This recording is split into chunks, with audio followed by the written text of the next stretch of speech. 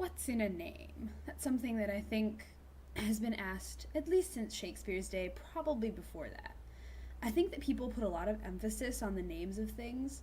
I mean, we have certain words in the English language, at least, that we would say, oh, yeah, that's a pretty word, or like, ooh, that's an ugly word. It has an ugly connotation. Therefore, I think that a person's name is extremely important because I think that people will presume things about you based on what your name is, which obviously isn't really a good thing, but it is something that exists. And so I think that despite the fact that it's a person's parents who names them, a person's name tends to say, at least we think it says, a lot about them. I can actually speak quite a bit about the topic of choosing a name. I have legally changed my first name already. And when I did that when I was 18, with my parents' blessing, permission, and money. I always hated my birth name. I hated it. I will never understand why they picked that name. Now you're probably wondering, like, well, what was this name that was so horrible? Maybe it won't seem horrible to you, but my name when I was born was Molly. And I freaking hate that name. It always makes me think of like a middle-aged woman with a lot of kids who works on a farm milking cows or something. And I can't stand it. I think it's an awful name. And then, of course, I read Harry Potter and had everything reaffirmed because what is Ron Weasley's mother's name? Molly. And I was just like, she's a very strong, independent woman, but let's face it, that her character basically lived up to my belief of what the name Molly sounded like. So I was not having any of it. Okay, so I've always written a lot growing up as well, like wrote stories, little things like that. And a name that really always spoke to me, that I really liked, it was my favorite name, was Serenity. And so every time there would be a main girl in any of the stories I wrote, her name was always Serenity. And I'm not gonna lie, I actually first discovered that name on the show Yu-Gi-Oh! Because Joey Wheeler's younger sister's name is Serenity. And I just thought, wow, she's a very cute, little, petite, pretty chick, and her name is Serenity. And that just all seemed to make sense together.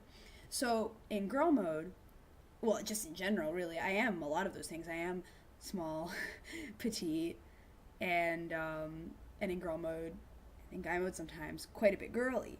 So I just thought, wow, it would make so much sense in my life to be named Serenity.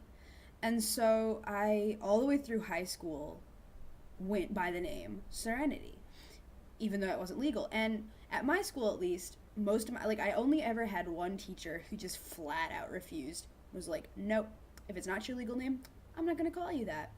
But, like, I would always get around it because I always put the name Serenity on all my papers, and then every time she would do attendance, I would just ignore her when she said, Molly, and then somebody sitting next to me would always be like, oh, she just called you, and I'd be like, what? Oh, yeah, I'm here. Sorry, I didn't hear you calling me. And it was like a constant battle of wills. It was bad. Well, anyway, and then a lot of the people that I had known since elementary school, they were just like, no, I'm not going to call you that. It's not your legal name. It's not your real name, blah, blah, blah. Well, anyway, so that went on for ages. And then finally, when I was 18, my parents agreed, you've been going by this name for almost 4 years. Obviously, you're serious. This is just a phase for you. And since they're really cool and super special, awesome, they took me to the courtroom and we went through the whole legal procedure, which was actually fairly straightforward, fairly easy, and not very expensive. Here in Michigan, it costs $200 to get your name changed, like including everything.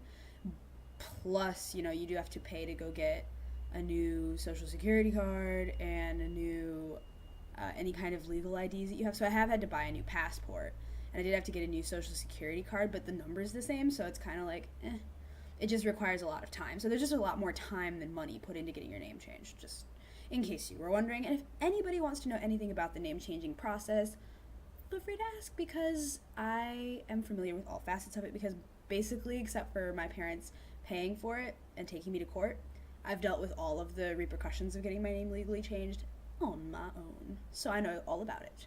So as far as choosing a boy name was concerned, that one kind of just came up and hit me in the face. Austin, I mean. As I said, I always wrote a lot growing up, and I've written a novel, in which one of the main characters' names is Austin. And it just suddenly was an epiphany to me that despite the fact that there's a lot of differences between my life and his life, that I was more or less writing the life that if I were born a boy, I feel like I would want to have. And I felt like I was writing about me in like an alternate universe of some kind.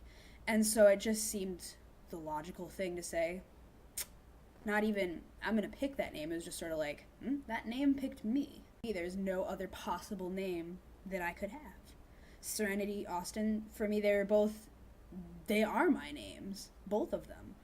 And Molly was never my name. It was the name that my parents called me because they liked it.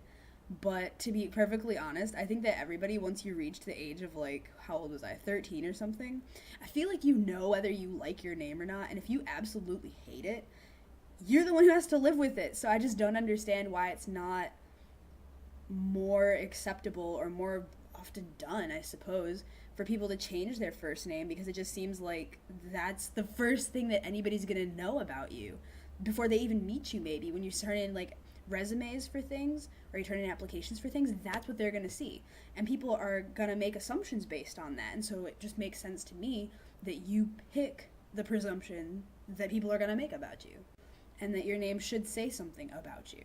Serenity, that's something that I try to instill in my life, in my personality, and in just my general well-being. I know the Serenity prayer by heart. I believe that. Austin, that one's a little bit different because it doesn't really have the same striking, like, oh yes, Austin, that's a word, I know what that means. It just, that one to me has more to do with the personality of the character that I wrote about than anything else. So I can't really give you like a really obvious reason why that one makes sense, but yeah, definitely both of my names mean a lot to me. When I feel like I'm not living up to my name, either name, then I realize I should probably change something that I'm doing.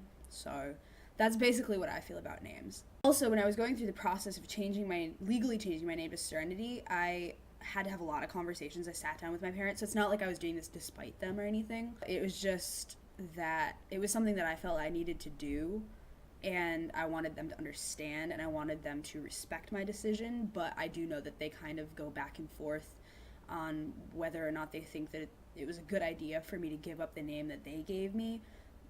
But at the end of the day, they agree that I'm the one who has to live with it, and that if they really liked the name Molly that much, one of them could go get their names changed to that. So, which, I might point out, neither of them have done. So that says a lot to me, too. So that's basically my thing about names. And yeah, as I said, if you have any questions about the name changing process, just hit me up. I've got all of my links below, and you can certainly leave a comment. And yeah, so that's names. And until I see you next Wednesday, take care.